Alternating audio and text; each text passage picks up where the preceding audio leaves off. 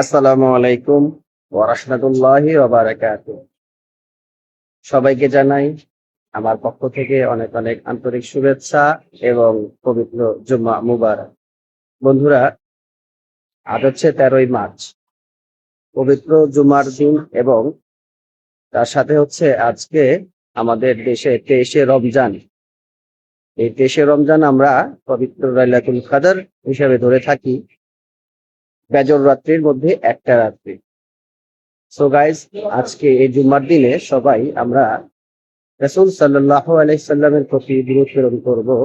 তার পাশাপাশি সবচেয়ে বড় যে দোয়াটা করব সেটা হচ্ছে আমাদের মুসলিম কান্ট্রি ইরানের জন্য দোয়া করব, যাতে আল্লাহ পাক ইরানকে ওই বদমাইশ ইহুদি নাসারার দেশ আমেরিকা এবং ইসরায়েলের প্রতি যুদ্ধে জয়লাভ করায়।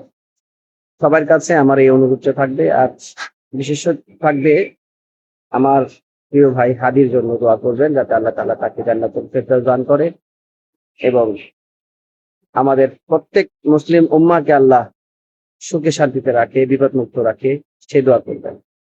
সবাইকে শুভেচ্ছা জানিয়ে আসসালামু আলাইকুম ওয়া রাহমাতুল্লাহ।